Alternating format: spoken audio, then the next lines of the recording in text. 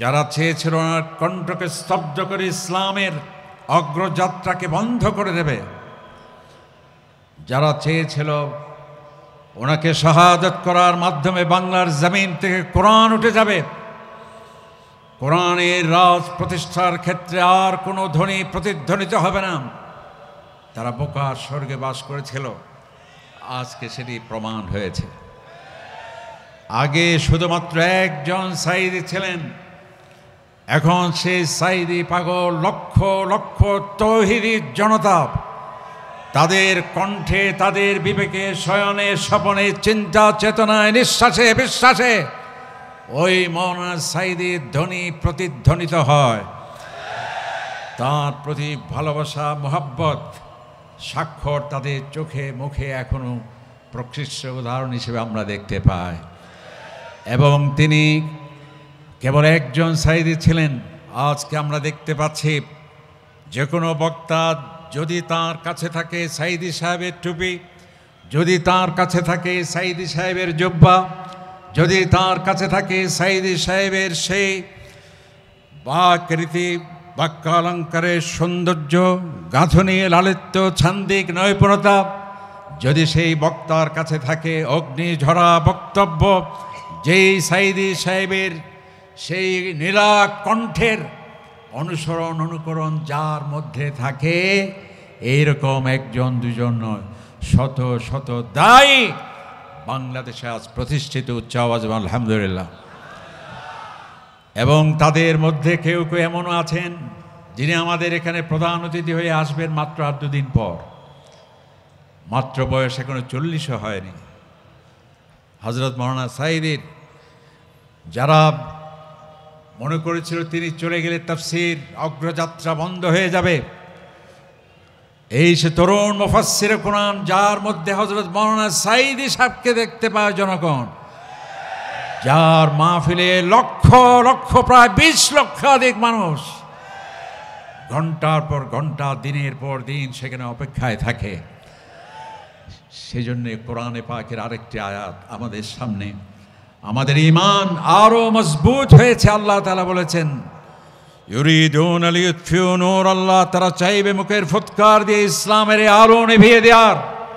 পৃথিবীর সমস্ত মানুষ আকাশের সূর্যের দিকে হাজারো ফুৎকার দিয়ে সূর্য নিভানো যেভাবে সম্ভব নয়, আমার ইসলামের আলোক পত্রিকাকে নিভিয়ে দেওয়া অসম্ভব। সেটি আবার প্রমাণিত হলো। আল্লাহ তাআলা বলছেন, কালিমাতুল্লাযীনা কাফারুস সুফলা, ইসলাম বিরোধী শক্তি যত শক্তিশালী আপাত দৃষ্টিতে মনে হয়, যদিও তাদের স্লোগান খুবই লোভনীয় হয়, যদিও তাদের চাকচিক্য থাকে, কিন্তু সেটি অবশ্যই আল্লাহ তাআলা বলছেন এর পরাজয় অবশ্যম্ভাবী। আর ওয়া কালিমাতুল্লাহি আল উলিয়া, আল্লাহ তাআলার কালিমা সেটি উড্ডীন হবে, পথ পথ করে উড়বে, একে পদানত করা সম্ভব। যাই হোক, আমরা আর সেদিকে যাচ্ছি না। আমরা শুধু হযরত মাওলানা, তিনি এমনই এক ব্যক্তিত্ব ছিলেন। আজকে আমরা যারা আল আজহারে পড়তে যাই, সৌদি আরবে মদিনা ইউনিভার্সিটিতে পড়তে যায়, কিং সৌদ ইউনিভার্সিটিতে পড়তে যায়, সেখানে দাওয়া বিভাগে অনেকগুলো সাবজেক্ট পড়ানো হয়। আমরা হযরত মাওলানার সাথে আল আজহার বিশ্ববিদ্যালয়ে আমি যাওয়ার সুযোগ হয়েছিল। সেখানে আল আজহারের ছাত্র শিক্ষক ছিল, সবাই হুজুরকে সংবর্ধনার এক সুন্দর অনুষ্ঠান আয়োজন করেছিল। সেখানে আমাকে আজ থেকে প্রায় 20 বছর আগে, তার মানে আমার বয়স ছিল প্রায় 30 থেকে 32, সেখানে বলা হলো কিছু বলার জন্য। তো হযরত মাওলানার সামনে কেউ কিছু বলবে, এটা তো অসম্ভব। আমরা এই মাহফিলে দেখেছি অনেক বড় বড় ইসলামী চিন্তাবিদ, যাদের জন্য হাজার লক্ষ মানুষ অপেক্ষা করত, কিন্তু এই মাহফিলে হযরত মাওলানা যখন আসতেন, তিনি যত বড় স্বনামধন্য হোক, আন্তর্জাতিক খ্যাতি সম্পন্ন হোক, হযরত মাওলানার পদধূলি শুনলেই সবাই একসঙ্গে দাঁড়িয়ে যেত, আর কারো আজ শুনতে চায় না, হুজুর আপনার বয়ান আমরা শুনতে চাই, সুবহানাল্লাহ। তো ওনার সামনে কি বক্তৃতা রাখা হবে? তখন আমি বুদ্ধি করে বললাম, আমি আল আজহারের ছাত্র শিক্ষকদের উদ্দেশ্যে বললাম যে, ভাইয়েরা, 1000 মাইল দূরে আমরা আফ্রিকায় এই মিশরে পড়তে আসি, আমরা মদিনা ইউনিভার্সিটিতে যাই, কিং সাউদ ইউনিভার্সিটিতে যাই, যেই সাবজেক্টগুলো মাত্র আমরা এখন পড়ছি আধুনিক সাবজেক্ট হিসেবে, আর এই আধুনিক সাবজেক্টগুলো মানাহিজুদ দাওয়া, দাওয়া কার্যক্রম কিভাবে হবে, ইলমুদ দাওয়া, সায়েন্সেস অফ দাওয়া কিভাবে হবে, আসারিবুদ দাওয়া, দাওয়াতি কার্যক্রমের রূপরেখা কি হবে, কোরআনের তাফসীরের আধুনিক ধারাসমূহ কিভাবে হবে, এগুলো এখন আল আজহারে পড়ানো হয়, কিং সাউদ ইউনিভার্সিটিতে পড়ানো হয়, বড় বড় উন্নত ইসলামী রাষ্ট্রে পড়ানো হয়। আমি বললাম এই সাবজেক্টগুলো আমরা পড়ে আসছি হজরত মাওলানা সাঈদী সাহেবের কাছে আজ থেকে 30 বছর আগে, 1980 সাল থেকে ওই কলেজিয়েট ময়দান থেকে প্যারেড গ্রাউন্ডে এই সাবজেক্টগুলোই তিনি পড়েছেন প্রায় 50 থেকে 60 বছর। সুবহানাল্লাহ। সেটাকে যদি আমার বিষয়ের দিকে আমাকে যেতে হবে, সেটি হলো কোরআনুল কারীমের তাফসীরের বিভিন্ন স্টাইল। একটি হলো কোরআনকে কোরআন দিয়ে তাফসীর করা। আমরা হযরত মাওলানা তিনি বাংলাদেশে একটা, সারা পৃথিবীতে তাফসীরের একটি বিশেষ ধারা তিনি সেটি প্রবর্তন করেছিলেন। সেটা হচ্ছে, আগে আমরা ওয়াজে শুনতাম কেবল উর্দু কবিতা, ফার্সি কবিতা, সুন্দর সুন্দর গল্প, সুন্দর সুন্দর বিভিন্ন হাসি উদ্দীপক, ক্রন্দন উদ্দীপক বিভিন্ন কাহিনী। কিন্তু হযরত মাওলানা তিনি প্রবর্তন করেছিলেন আল কোরআনকে, কেবলমাত্র কোরআনকে কোরআন দিয়ে তাফসীর করা। সুবহানাল্লাহ। এবং তিনি আরেকটা স্টাইল ছিল বিজ্ঞান ভিত্তিক কোরআনের তাফসীর। মহাকাশ ও কোরআন, সমুদ্র বিজ্ঞান ও কোরআন, মানব সৃষ্টি ও কোরআন, পরিবেশ ও কোরআন, এভাবে আধুনিক বিজ্ঞান ভিত্তিক তাফসীর, যেটাকে বলা হয় আত-তাফসীরুল ইলমি। এরপর তার আরেকটা স্টাইল ছিল বিষয় ভিত্তিক তাফসীর, অর্থাৎ কল্যাণকর রাষ্ট্র, কোরআনে পাকের বিভিন্ন আয়াত দিয়ে তিনি সেখানে নিয়ে আসতেন। দারিদ্র্য বিমোচনের রূপরেখা কী হবে, কোরআনের মাধ্যমে সেখানে তিনি উপস্থাপন করতেন। নারীদের অধিকার, নারীদের ক্ষমতায়ন, শিশুদের অধিকার, সন্ত্রাসমুক্ত সমাজ গঠন, এই সমস্ত বিষয়গুলো কোরআনে পাকের মাধ্যমে তিনি নিয়ে আসতেন। এটা তার অন্যতম স্টাইল ছিল। আলহামদুলিল্লাহ, আল্লাহ তাআলা ওনাকে জান্নাতুল ফেরদৌস দান করুন, সকলে বলি আমরা আমিন। আজকে আমাকে যে বিষয়টি দেওয়া হয়েছে সেটি হলো ইজতিহাদ এবং ইখতিলাফ। এই বিষয়টা, এটি আসলে আমাদের শ্রদ্ধেয় আসাদুজায়ে কেরাম তারা বিশ্ববিদ্যালয়ে এই বিষয়ে পড়ানো হয়, এবং ফিকহ বিভাগ থেকে শুরু করে কামিলে উচ্চ শিক্ষায় এই সাবজেক্টটি সেখানে আলোচ্য বিষয়। তো এটি এখানে সাধারণভাবে উপস্থাপন করা। আবারও আমরা হযরত মাওলানার কাছে আমরা যাচ্ছি। ওনার আরেকটি অনন্য বৈশিষ্ট্য ছিল, সেটি হলো যে ব্যক্তি যে কোনো বিষয় 3 ঘন্টায়ও যে উপস্থাপন করতে পারবে না, মাত্র 5 মিনিটেতেই সেই কথা উপস্থাপন করতে পারতেন। সুবহানাল্লাহ। অনেক জটিল কথাকে, কঠিন কথাকে অত্যন্ত সহজ করে বলতে পারতেন। এটা আর একটা অনন্য বৈশিষ্ট্য ছিল ওনার। যেমন একটু উদাহরণ, তিনি বললেন যাকাত আর সুদ কি। হযরত মাওলানা বলতেন, গরিব থেকে নাও, ধনীদেরকে দাও সুদ, ধনী থেকে নাও, গরিবদেরকে দাও, সেটা হলো যাকাত। সুবহানাল্লাহ। এবং তিনি আরেকটি বলতেন যে সহজ বিষয় সহজ করে উপস্থাপন করা তত সহজ নয়। তারপর আমরা চেষ্টা করব এই ইজতিহাদ এবং ইখতিলাফ, এটা কিন্তু দীর্ঘ সময়ের প্রয়োজন। এরপর আমরা সংক্ষিপ্তভাবে আপনাদের সামনে উপস্থাপন করার চেষ্টা করব। আমরা জানি ইজতিহাদ মানে কি? ইজতিহাদ এবং জিহাদ দুটি ভিন্ন ভিন্ন শব্দ হলেও এর মূল ধাতু, মূল অক্ষর কিন্তু একটাই, সেটা হলো জিম হা দাল, অর্থাৎ চেষ্টা, প্রাণান্তকর চেষ্টা, সর্বোচ্চ প্রয়াস। জিহাদ মানে হলো শব্দের আবিধানিক অর্থ সর্বাত্মক প্রয়াস, আবার ইজতিহাদ শব্দের মূল ধাতুও হলো সর্বাত্মক প্রয়াস। তার মানে কি? এর মানে হলো ইজতিহাদ হলো দ্বীনকে জানা, দ্বীনের বৈশিষ্ট্য, ইসলামের বৈশিষ্ট্য, সেটির বাস্তবতা, সেটির সম্পর্কে জানা, এটি হলো ইজতিহাদ। আর জেহাদ হলো এই দিনকে সংরক্ষণ করার সর্বাত্মক প্রচেষ্টা, প্রতিরক্ষা কৌশল, সেটি হচ্ছে জেহাদ। তো এই যে ইজতিহাদ মানে হলো গবেষণা, ইজতিহাদ মানে হলো কোরআন ও হাদিসের আলোকে আধুনিক যে সমস্ত সমস্যা সেগুলো কোরআন এবং হাদিসের আলোকে বুদ্ধিবৃত্তিক সর্বোচ্চ প্রয়াস চেষ্টার মাধ্যমে সেগুলোর সমাধান, এটি হচ্ছে ইজতিহাদের মূল লক্ষ্য এবং উদ্দেশ্য। অনেকে আমরা বলে থাকি যে ইজতিহাদের এখন প্রয়োজন নেই, ইজতিহাদের তালা বন্ধ হয়েছে, এই কথা সঠিক নয়। কারণ আমার নবী করিম সাল্লাল্লাহু আলাইহি সাল্লাম তিনি হযরত আব্দুল্লাহ ইবনে আব্বাস রাদিয়াল্লাহু তাআলা আনহু তার জন্য দোয়া করতেন, আল্লাহুম্মা আতিল হিকমা, আয় আল্লাহ আমার এই চাচাতো ভাইকে তুমি হিকমত দাও, জ্ঞান দাও, ওয়াল্লিমহু তাউইল, এবং কোরআনে পাকের ব্যাখ্যা দেওয়ার সেই যোগ্যতা, সেই মেধা, দক্ষতা, প্রজ্ঞা, দূরদর্শিতা, বিচক্ষণতা তাকে তুমি দান করো। ওয়াফাক্কিহু ফিদ্দীন, এবং দ্বীনের যাতে যুগোপযোগী, যাতে সন্দেহ সংশয় আসলে পরে সেটি দূরীভূত করতে পারে, যাতে কঠিন কথাকে সহজভাবে উপস্থাপন করতে পারে, যাতে বিভিন্ন ঘটনার মূল্যায়নে পর্যবেক্ষণ দিতে পারে, যাতে বিভিন্ন সমস্যার সমাধান দিতে পারে, সংকটের নিরসন হতে পারে, সেই ধরনের প্রজ্ঞা এবং দূরদর্শিতা তুমি তাকে দান করো। আর ইসলাম হলো সেই জ্ঞানের ধর্ম, জড়তার ধর্ম নয়, মূর্খতার ধর্ম নয়। আল্লাহ পাক সুবহানাহু ওয়া তাআলা সেই জন্য কোরআনে পাকের সর্বপ্রথম আয়াতটি কি? ইকরা, তোমাকে পড়তে হবে, তোমাকে জানতে হবে। আল্লাহ তাআলাই বলেছেন কোরআন কারীমে, হাল ইয়াস্তাবিল্লাযীনা ইয়ালামুন ওয়াল্লাযীনা লা ইয়ালামুন, যারা জানে আর যারা জানে না কখনো সমান হতে পারে না।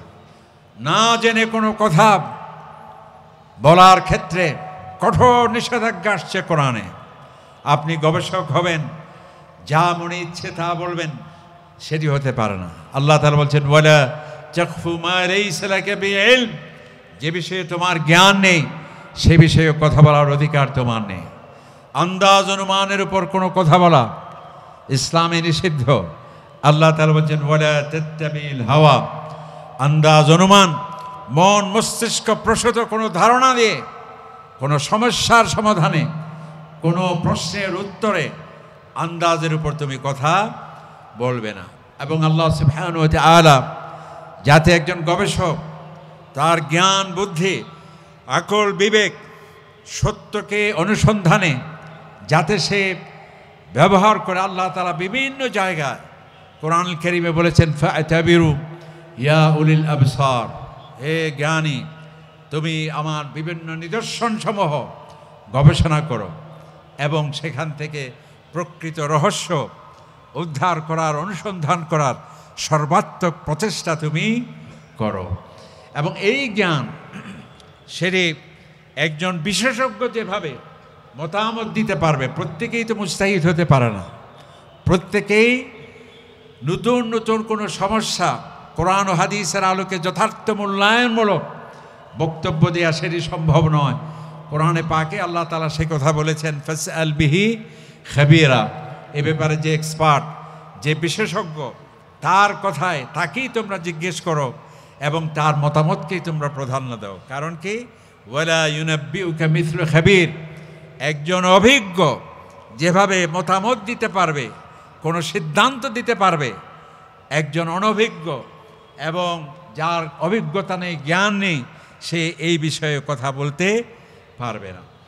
এই জন্যে আল্লাহ পাক সুবহানাহু ওয়া তাআলা আরেকটি জায়গায় বলেছেন, ইন্নাস সামা ওয়াল বাসার ওয়াল ফুআদ কুল্লু উলাইকা কানা আনহু মাসউলা, যে বান্দা আমি তোমাকে চক্ষু দিলাম, কান দিলাম, বিবেক দিলাম, কেন? এই চক্ষু দিয়ে দেখে জ্ঞান অর্জন করতে হবে, এই কান দিয়ে শুনে জ্ঞান অর্জন করতে হবে, ঠিক কিনা বলেন? এবং যা দেখে জ্ঞান অর্জন করবে, শুনে যা জ্ঞান অর্জন করবে, এর উপর বসে থাকলে হবে না। তুমি যেহেতু গবেষক, তোমার গবেষণাকে বৃদ্ধি করতে হবে। সেই জন্য তোমার অন্তঃকরণ, তোমার হৃদয়, তোমার বিবেক যা দিয়েছি সেটিকে ব্যবহার করতে হবে। আর এটিকে যারা ব্যবহার করে না, আল্লাহ তাআলা বলছে কুল্লু উলাইকা কানা আনহু মাসউলা, এগুলো আমার পক্ষ থেকে তোমাদের জন্য বড় নেয়ামত। এই নেয়ামত যে ব্যবহার করবে না, আমি আল্লাহ সুবহানাহু ওয়া তাআলার কাছে জবাবদিহি করতে হবে। এবং আল্লাহ পাক সুবহানাহু ওয়া তাআলা গবেষকদের, মুজতাহিদদের, যাতে কান, বিবেক, বুদ্ধি, প্রজ্ঞা, দূরদর্শিতা, সত্য অনুসন্ধানে যারা ব্যবহার করে না, তাদেরকে আল্লাহ পাক সুবহানাহু ওয়া তাআলা আশরাফুল মখলুকাতে যে সম্মান এবং মর্যাদা, সেটা থেকে খারিজ করে দেওয়া হয়েছে। আল্লাহ তাআলা বলছেন যারা হচ্ছে এমন শ্রেণীর কিছু লোক আছে, লাহুম আইনুন লা ইবসিরুনা বিহা, তাদের চক্ষু আছে কিন্তু এই চক্ষু দিয়ে দেখে মহাসত্যকে জানার চেষ্টা করে না। লাহুম আযানুন লা ইসমাউনা বিহা, তাদের কান আছে ঠিকই, আজে বাজে সে শোনে, কিন্তু এই কান দিয়ে মহাসত্যকে জানার জন্য কানকে ব্যবহার করে না। ওয়ালাহুম কুলুবুন লা ইয়াফকাহুনা বিহা, এবং তাকে যে বিবেক দিলাম, যা দেখলো, যা শুনলো, এটা সঠিক কিনা, বা এটিকে বিকশিত করার জন্যে, এটাকে উৎকর্ষ সাধনের জন্য যথাবিহিত ব্যবস্থা গ্রহণ করলো না, উলাইকা কাল আনআম, আল্লাহ তাআলা কে বলেছে সে সৃষ্টির সেরা, এ তো একটা জীব জন্তু। সুতরাং এই ইজতিহাদ বা গবেষণা, এটি দুই প্রকার। একটি হচ্ছে ইজতিহাদ ফিমা খালাকাল্লাহ, আরেকটা হচ্ছে আল ইজতিহাদ ফিমা শারা আল্লাহ। এই গবেষণা বা ইজতিহাদ দুই প্রকার। একটি হলো ফিকহুল কওন, আরেকটি হচ্ছে ফিকহুল দ্বীন। ফিকহুল কওন মানে আমরা শুধুমাত্র ফিকহুল দ্বীন বা শরিয়াকে শুধুমাত্র এটিকে ফিক হিসেবে গ্রহণ করি, কিন্তু আমরা কোরআনে পাকে দেখতে পাচ্ছি যে ফিকহুল কওন, আল্লাহ তাআলা শুধুমাত্র ওযু নিয়ে আমরা গবেষণা করব, তায়াম্মুম নিয়েই কেবল গবেষণা করব, কিভাবে হজ, ফরজ, যাকাত এগুলো নিয়ে গবেষণা করব, শুধু তাই নয়, এই মহাবিশ্ব, বিশাল এই শ্রেষ্ঠ রাজ্য, এগুলো আমাদেরকে গবেষণা করার জন্যে, আমাদের চক্ষু, কান, আমাদের জ্ঞান গবেষণা সেদিকেও করতে হবে। আল্লাহ তাআলা কোরআনে পাকে সে কথা বলেছেন, ওফিল আরদি আয়াতুল লিল মুকিনিন, যে হে মানুষ, এই পৃথিবী অসংখ্য নিদর্শন এখানে আছে, যা তোমার গবেষণার, চিন্তার এবং নিদর্শন গ্রহণের অনেক উপজীব্য এখানে আছে। আল্লাহ তাআলা বলছেন ইন্না ফি খালকিস সামাওয়াতি ওয়াল আরদ ওয়া ইখতিলাফিল লাইলি ওয়ান নাহার, হে মানুষ, তুমি গবেষণা করে দেখো রাত কিভাবে হয়, দিন কিভাবে হয়, আবহাওয়ার পরিবর্তন কিভাবে, কোথাও ঠান্ডা, কোথাও গরম, কিভাবে ওয়াল ফুলকিল্লাতি তাজরি ফিল বাহার, মহাসমুদ্রে একটা জাহাজ বিপ্রাচ্য নগণ্য কিভাবে সেটি ভেসে বেড়ায়, এবং ওয়াদ-দাওয়াব, এই পৃথিবীতে অসংখ্য প্রকারের যে প্রাণী, সেই প্রাণী জগৎ, জড়জগৎ, এগুলো নিয়ে তুমি গবেষণা করো, এবং এখানে তোমার চিন্তার খোরাক রয়েছে। এভাবে এই একটা বিষয়। আরেকটি হচ্ছে আমরা শরীয়তের যে বিষয়গুলো আছে সেগুলো সম্পর্কেও আমাদের গবেষণা করতে হবে এবং চিন্তা ভাবনা করতে হবে। নতুন নতুন যা আমাদের কাছে সমস্যা আছে, এগুলোর সমাধানের জন্যে আমাদের জ্ঞান, আমাদের প্রজ্ঞা এবং দূরদর্শিতা সেটি আমাদের কাজে লাগাতে হবে।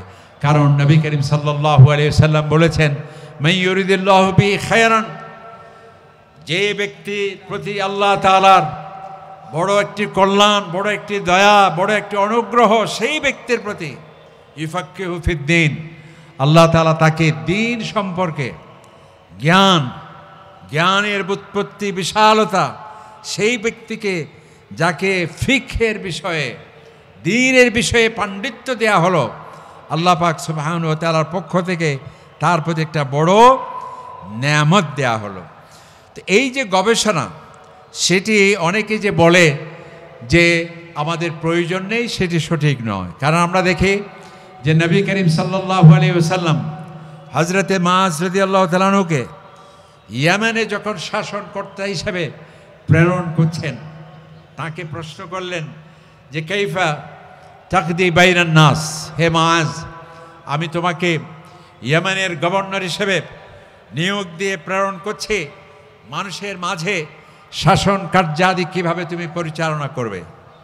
তখন তিনি বললেন বিকিতাবিল্লাহ ইয়া রাসূলুল্লাহ, অবশ্যই আপনি আমাকে শাসক হিসেবে নিয়োগ দিয়েছেন, এই শাসন কার্যাদি আমি পরিচালনা করব সংবিধানের মাধ্যমে। সেই সংবিধান কি? আল কোরআন। কোরআনের মাধ্যমে আমার শাসন কার্যাদি আমি পরিচালনা করব। এরপর আল্লাহ নবী প্রশ্ন করলেন ফাইন লাম তাজিদ ফিল কিতাব, যদি তুমি এমন একটি সমস্যা তোমার সামনে উপস্থিত হলো, সেটি অর্থনৈতিক হোক, রাজনৈতিক হোক, সাংস্কৃতিক হোক বা যে কোনো ক্ষেত্রে হোক, কোরআনে তুমি স্পষ্টভাবে এর সমাধান যদি খুঁজে না পাও, তাহলে তোমার কি পদক্ষেপ হবে? তখন তিনি বললেন ফাবি সুন্নতি রাসূলিল্লাহ ইয়া রাসূলুল্লাহ, 23টি বছর আপনাকে যে আমরা দেখলাম, আমাদের প্রশ্নের উত্তরে কোরআন নাজিল হয়েছে, আমাদের সমস্যার সমাধানে কোরআন নাজিল হয়েছে, আর এই কোরআন নাজিল হয়েছে যেই নবীর উপর, সেই নবীর সুন্নাহকে দেখেছি বছরের পর বছর আপনার প্রদর্শিত পন্থায় কোরআনে না পেলে সুন্নাহ অনুযায়ী আমার রাজকার্যাদি আমি পরিচালনা করব। এরপর নবী করিম সাল্লাল্লাহু আলাইহি ওয়াসাল্লাম আবার প্রশ্ন করলেন যে হে মুআয, তুমি যথার্থ বলেছ, এখন এমন একটা সমস্যা হলো কোরআনেও নেই হাদিসেও নেই, তাহলে তুমি কি করবে?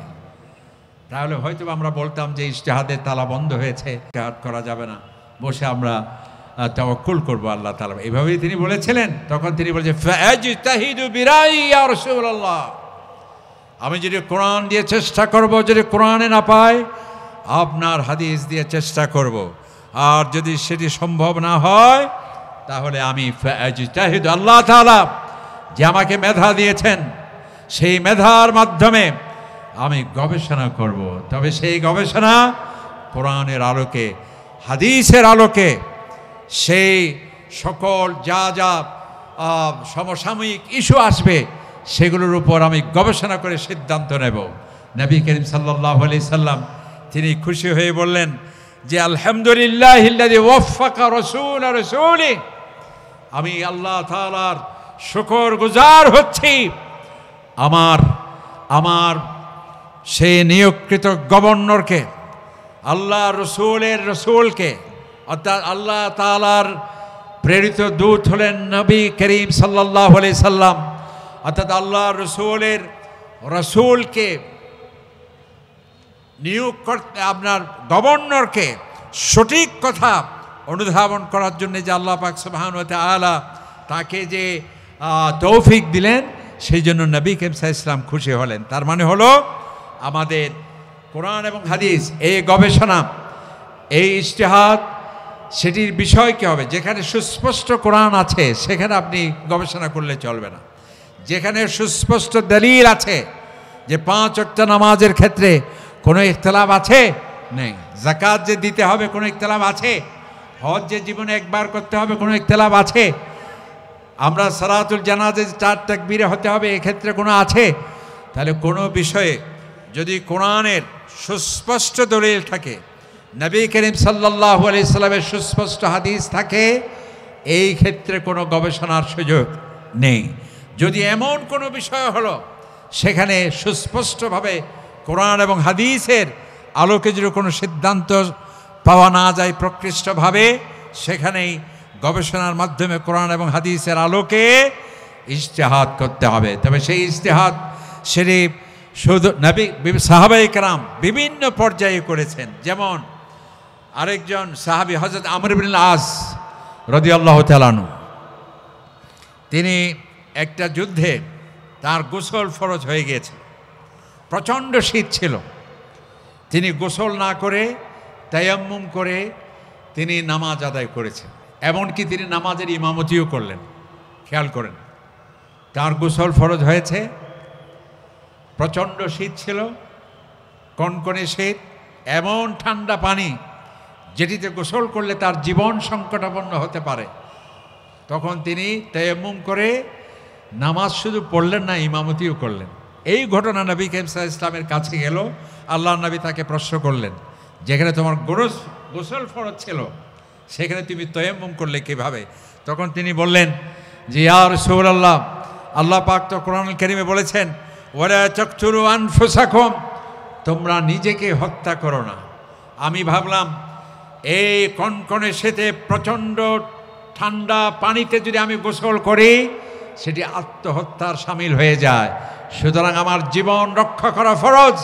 কোরআনে পাকের এই আয়াতকে গবেষণা করে আমি তায়াম্মুম করেছি। নবী করিম সাল্লাল্লাহু আলাইহি ওয়াসাল্লাম ফাতাবাসসামা রাসূলুল্লাহ, আল্লাহর নবী হযরত আমর ইবনে আসের এই গবেষণা দেখে তিনি খুশি হলেন এবং তিনি মৃদু হাসলেন। বলেন না সুবহানাল্লাহ। এভাবে হযরতে নবী ইসলামের আরেকটি আহজাবের যুদ্ধে দেখুন সাহাবায়ে কেরামরা, যেখানে আল্লাহর নবী নিজে ছিলেন, কোরআন আছে, সুন্নাহ আছে, এত সত্য গবেষণা করেছেন, ইজতিহাদ করেছেন। আল্লাহর নবীর একটি হাদিস, আহজাবের যুদ্ধে তিনি বলেছেন, হে সেনাবাহিনীরা, তোমাদের প্রতি আমার নির্দেশ, কেউ এখানে আসরের নামাজ পড়বে না। লা ইউসাল্লিয়ান্না আহাদুন আল আসরা ইল্লা ফি বনি কুরাইজা, বনি কুরাইজায় গিয়ে তোমরা আসর পড়বে। এখন নবীকে ইসলামী নির্দেশ দেওয়া হলো। সাহাবায়ে কেরাম পথিমধ্যে গিয়ে অনেকেই ভাবলেন সূর্য প্রায় ডুবো ডুবো অবস্থা, একটা গ্রুপ নামাজ পড়ে ফেলল।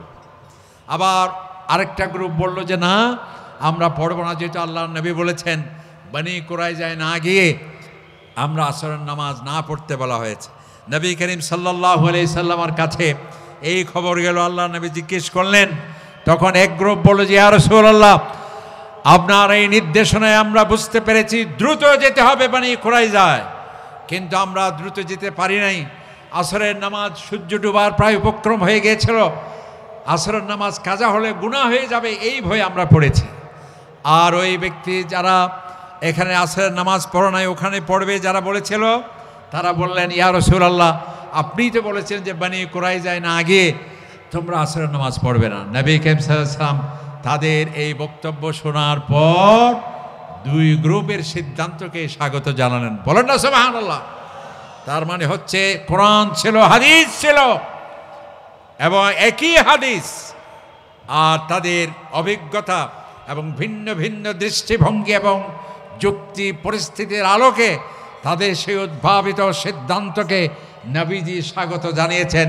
তার মানে ইজতিহাদকে স্বাগত জানিয়েছেন। সুবহানাল্লাহ। এরপরে যেহেতু সময় কম, বর্তমান ইজতিহাদের দরজা যারা বন্ধ হয়েছে বলে সেটি সঠিক কথা নয়, বরং এই আধুনিক যুগে আরও বেশি ইজতিহাদ করতে হবে। কেন? এখন এমন নতুন নতুন সমস্যা, এই যে বিশেষ করে মেডিকেল সায়েন্স, হাসপাতাল, মেডিকেল সায়েন্সে অনেক গবেষণার প্রয়োজন। টেস্ট টিউবে সন্তান নেওয়া যাবে কিনা, এই প্রশ্ন আপনাদের আছে কিনা? ইন্টারনেটে মাঝে মধ্যে পাওয়া যায় কিনা? এই টেস্ট টিউবে সন্তান হবে কিনা? আমাদের ইমাম আবু হানিফা রাহমাতুল্লাহ আলাইহি, ইমাম শাফি, ইমাম আহমদ বিন হাম্বল ফতোয়া দিয়েছেন। কারণ তখন কি টেস্ট টিউবের এই ব্যবস্থা ছিল? কোনো একজন মানুষের হার্ট প্রতিস্থাপন করতে হচ্ছে, এখন বানরের হার্ট প্রতিস্থাপন করা যাবে কিনা, এটা সন্দেহ, এটা গবেষণার প্রয়োজন আছে কিনা। এখন আরেকটি প্রশ্ন হলো রোজা নিয়ে। যারা কক্ষপথে পরিভ্রমণ করছে, কোনো নবচারী যদি কক্ষপথে গেল, সেখানে জোহর, আসর, মাগরিব, এশা কিছুই নেই, সব সময় দিন আর দিন, আবার কোথাও শুধু রাত আর রাত, আপনার সেই ফজর, জোহর, আসর, মাগরিব, এশা কীভাবে পড়বে? এটা গবেষণা করতে হবে কিনা? ওয়ানার নমাতিকে রইন, তার মানে ব্যাকুণ হন ফতোয়া দিয়ে অন্য এরে অবশ্যই আমাদের এই ফতোয়া লাগবে। আরেকটি দেখুন যে কিছু কিছু দেশ আছে সারা দিন হচ্ছে দিন, 24 ঘন্টা দিন, এখন সে রোজা রাখবে কিভাবে? তাহলে তো ইন্না লিল্লাহি ওয়া ইন্না ইলাইহি, একটি মাস সারাটাই যদি দিন থাকে, কোথায় সেহরি, কোথায় ইফতারি, কিভাবে সে রোজা রাখবে? গবেষণার প্রয়োজন আছে কিনা। আবার আরেকটি জায়গা আছে সারা শুধু রাত আর রাত, সে কিভাবে রোজা রাখবে? এই জন্য এই গবেষণার প্রয়োজন আছে। আমাদের অর্থনীতির ক্ষেত্রে লাগবে, ফরেন এক্সচেঞ্জে যারা চাকরি করে ইসলামী ব্যাংকগুলোতে, কিভাবে সেটা ফরেন এক্সচেঞ্জ হবে সে নিয়ে গবেষণার বিষয় আছে। এবং আমাদের আরও অনেকগুলো বিষয় আছে। তবে এই মুস্তাহিদ যেন তেন ব্যক্তি মুস্তাহিদ হতে পারবে না। তাকে কোরআন জানতে হবে, নবী ইসলামের সুন্নাহ জানতে হবে, আরবি ভাষা জানতে হবে, তাকে ইজমা জানতে হবে, অবজেক্টিভস অফ শরিয়া, মাকাসিদ শরিয়া জানতে হবে, তার মধ্যে তাকওয়া থাকতে হবে, উসুল দ্বীন এবং আকীদা সম্পর্কে জানতে হবে, তাকে ইউরোপিয়ানদের সমাজ ব্যবস্থা সম্পর্কে জানতে হবে। না হলে ইউরোপিয়ান সমস্যার সমাধান আপনি কিভাবে দেবেন? চায়নার সমাজ সম্পর্কে আপনাকে জানতে হবে, জাপানিজদের কালচার সম্পর্কে আপনাকে জানতে হবে, তাহলে আপনি ফতোয়া দিতে পারবেন। এরপর দ্বিতীয় বিষয় বলে আমি শেষ করতে চাই সংক্ষিপ্ত সময়ে, সেটা হলো ইখতিলাফ। ইখতিলাফ যেখানে ইজতিহাদ আছে, মত পার্থক্য সেখানে থাকতে পারে। তবে আমাদের ইসলাম কোরআনে পাকে আল্লাহ তাআলা বলেছেন, ইন্না হাদিহি উম্মাতুকুম উম্মাতান ওয়াহিদা, আমি এক, আমার নবী এক, কোরআন এক, কিবলা এক, উম্মাহ এক। সুতরাং ঐক্যবদ্ধ থাকতে হবে, এটাই হলো ইসলামের মূল দর্শন। ঠিক কিনা বলেন? 5 ওয়াক্ত নামাজ জামাতে পড়ার অন্যতম শিক্ষা হচ্ছে ঐক্যের। জুমার নামাজ সাপ্তাহিক বৃহত্তর ঐক্যের শিক্ষা দেওয়া হয়। ঈদের নামাজ বছরে 2 বার আরো বৃহত্তর অঙ্গনের ঐক্যের শিক্ষা দেওয়া হয়। আরাফাতে উপস্থিতি সারা পৃথিবীর সমস্ত মানুষ, কৃষ্ণাঙ্গ শ্বেতাঙ্গ, রাজা শাসক শাসিত সারা পৃথিবীর ঐক্যবদ্ধ মুসলিম উম্মার শিক্ষা দেওয়া হয়। সুতরাং ঐক্যের উপর থাকতে হবে, বিভাজন নয়, ইখতিলাফ নয়, সর্বোচ্চ চেষ্টা করতে হবে। কারণ আল্লাহ তাআলা বলেছেন, ওয়ালা তাকুনু কাল্লাযীনা তাফাররাকু, তোমরা তাদের মতো হবে না যারা ছোট্ট ছোট্ট বিষয়ে বহুদা বিভক্ত হয়ে তাদের দিন, তাদের উম্মাহকে ধ্বংস করেছিল। ওই যে খ্রিস্টানরা তারা তর্ক করছিল, ওনার পেশাব পাক কিনা পাক, এই সমস্ত বিষয় নিয়ে তোমরা তর্ক করবে না। আল্লাহ তাআলা ইন্নাল্লাযীনা ফাররাকু দীনাহুম ওয়া কানু শিয়া'আন লাসতা মিনহুম ফি শাই, তাদের মতো হবে না যারা বহুদা বিভক্ত হয়ে ঐক্যকে নষ্ট করে নিজের অস্তিত্বকে বিপন্ন করে দিয়েছে। আমার নবীর উম্মত সেটা হতে পারে না। আমার নবীকে ইসলাম বলেছেন, লা তাখতালিফু ফাতাখতালিফ কুলুবুকুম, তোমরা অযথা বিষয়ে, যেই বিষয়ে কোনো মতপার্থক্যের প্রয়োজনই নেই, সেই বিষয় নিয়ে কোনো কাদা ছড়াছড়ি করবে না, তাহলে তোমাদের কলবে বক্রতা সৃষ্টি হবে। এরপর আমরা যেটি, এরপরেও কিছু কিছু ইখতিলাফ তো থেকেই যায়। শেষ করতে চাই যেহেতু সময় কম। আমরা দেখেছি নবী করিম সাল্লাল্লাহু আলাইহি ওয়াসাল্লামের সাহাবায়ে কেরামদের সাথে কারো তুলনা হবে? যাদের শানে কোরআনে পাকের আয়াত, যাদের শানে তাওরাত, ইনজিল এবং জাবুর, যাদের প্রশংসা, যাদের সম্পর্কে আমার নবীজি বলেছেন, আসহাবী কান্নুজুম, আমার সাহাবায়ে কেরাম এক একটি তারকার মতো, তাদের আদর্শ তোমরা গ্রহণ করে শরীক পথ প্রাপ্ত হবে। সেই সাহাবায়ে কেরাম যাদের প্রশ্নে কোরআন নাজিল হয়েছে, যার প্রতি কোরআন নাজিল হয়েছে তার সাহচর্য গ্রহণের বিশাল সুযোগ হয়েছে, এত সত্ত্বেও তাদের মধ্যে মাঝে মধ্যে ইখতিলাফ হতো। কিভাবে? দেখুন, আমার নবীজি যখন ওফাত হলো, হযরত ওমর ঘোষণা করলেন, খবরদার কেউ যদি বলে আমার নবী ইন্তেকাল করেছে, তরবারি দিয়ে তাকে দ্বিখণ্ডিত করে দেব। হযরত ওমর রাদিয়াল্লাহু তাআলা এই কথা যখন বললেন, অনেক সাহাবায়ে কেরামও তার সাথে চলে গেলেন, যে ব্যাপারটা তো তাই, আমাদের নবীজি কিভাবে এই পৃথিবী থেকে চলে যেতে পারে? এরপর হযরত আবু বকর রাদিয়াল্লাহু তাআলা আসলেন, তিনি বললেন, বক্তব্য দিলেন কোরআনে পাকের আয়াতের মাধ্যমে, ইন্নাকা মাইত, হে আমার নবী, আপনাকেও মৌতের মাধ্যমে আমার কাছে আসতে হবে, ওয়া ইন্নাহুম মাইতুন, সকলকে মৌতের মাধ্যমে এই পৃথিবী থেকে বিদায় নিতে হবে। এরপর তিনি একটি বক্তব্য দিলেন, যারা আল্লাহ তাআলার ইবাদত, যারা আমার নবীর যদি ইবাদত করতে, জেনে রাখো আন্না মুহাম্মাদান কাদ মাত, আমার নবীকে ইসলাম এই পৃথিবী থেকে চলে গিয়েছেন। আর যারা আল্লাহর ইবাদত করতে, জেনে রাখো ইন্নাল্লাহা হাইয়ুন লা ইয়ামুত, আমার আল্লাহ চিরঞ্জীব, তার কোনো লয় নেই, ক্ষয় নেই, চিরঞ্জীব। বলুন সুবহানাল্লাহ। সকল সাহাবায়ে কেরাম তখন সঠিক কথাটি বুঝতে পারলেন। হযরত ওমরের হাত থেকে তরবারি পড়ে গেল, তিনিও শান্ত হয়ে, সামান ওয়াতায়া আবু বকর, হে আবু বকর, তোমার প্রতি আমার পূর্ণ আনুগত্য রইল। সুবহানাল্লাহ। নবী করিম সাল্লাল্লাহু আলাইহি ওয়াসাল্লামের দাফন নিয়ে ইখতিলাফ হলো, আমার নবীর দাফন কোথায় হবে? সাহাবায়ে কেরাম বললেন, আমরা জান্নাতুল বাকি, যেখানে প্রায় 10,000 সাহাবায়ে কেরাম শুয়ে আছেন, যেখানে আমার নবীজির সহধর্মীরা শুয়ে আছেন, যেখানে আওলাদে রাসূলুল্লাহরা শুয়ে আছেন, সেখানেই দাফন করা হবে। আবার অনেকে বললেন যে না, মসজিদে নববীতে দফন করা হবে। ইখতিলাফ সৃষ্টি হলো কিনা? সেখানে হযরত আবু বকর রাদিয়াল্লাহু তাআলা এসে আবার সমাধান দিলেন। সেই হাদিস, আল্লাহ হযরত আবু বকর বললেন, ইন্নাল আম্বিয়া ইউদফানুন হাইথু ইউকবাদুন। আমার নবীজি বলেছেন, নবীদের অন্যতম একটা বৈশিষ্ট্য হলো যেই জায়গায় তাদের ওফাত হবে সেই জায়গাতেই তাদের দাফন হবে। সুবহানাল্লাহ। সঙ্গে সঙ্গে সকল সাহাবায়ে কেরাম তার ইজতিহাদের সিদ্ধান্তকে মেনে নিয়েছিল। এভাবে আমরা দেখতে পাই হযরত নবী করিম সাল্লাল্লাহু আলাইহি ওয়াসাল্লামের ওফাতের পর কে রাষ্ট্রপতি হবে, কে আমিরুল মুমিনিন হবে।